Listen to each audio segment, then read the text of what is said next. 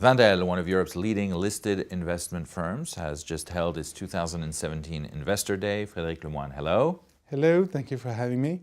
You are the chairman of the executive board of Wendel. This was a special Investor Day because it's your last one. And so I feel like asking you, what was the news? Well, there were some great news because we announced today the highest net asset value ever in our company at close to 8.4 billion euros, 181.3 euro per share. So it's a great result, thanks to everyone. So I'm very happy to leave the company on that very good note. But beyond that, we had a full half day of presentations. The executive board was with our team, obviously, but also with the CEOs of our main unlisted companies, the ones that have the strongest way in our net asset value, IHS, Constantia Flexibles, and Stahl. We also had the CEO of Light Universal in video, and it enabled to see the variety of the activities that we have in our group, and I think they are in very good shape. Last but not least, I had the pleasure this morning to welcome André-François Poncet, my successor as the chairman of the executive board, and it was great having him during this event. We are currently in December 2017 organizing a very smooth transition between he and I, so that he can have all the keys to understand the group and to be ready to manage it from the very first days of the next year. Speaking of management transition, maybe it's a time to look back at the track record since you took over as chairman of the executive board in 2009. What are your takeaways over the entire period? Well, I must say that when I joined in 2009, the situation was really bad. The economic environment was dramatically deteriorated by the subprime crisis, the bankruptcy of Lemoine. Wendel suffered as well.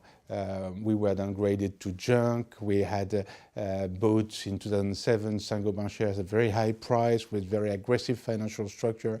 So all this created a very heavy burden on our balance sheet with a lot of debt, direct debt for more than 6 billion of net debt, but also a lot of debt in our portfolio companies. So this led to a situation where our net asset value was really poor, and our share price was at less than 15 euros when I joined.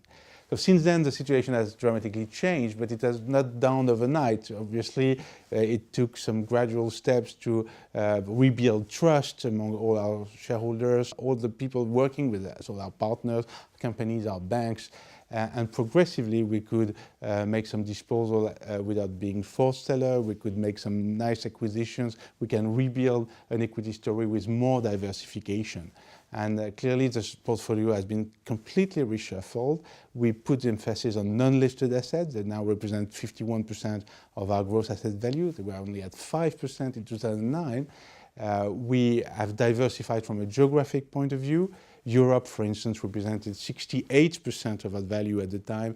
It now represents 31%, which is more or less in line with the way of Europe in the global GDP. France is at 12%.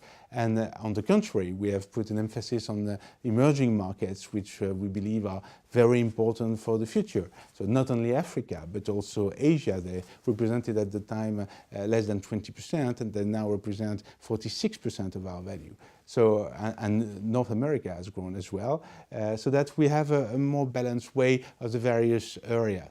The same for sectors. Building materials and construction used to represent close to 60% of our value.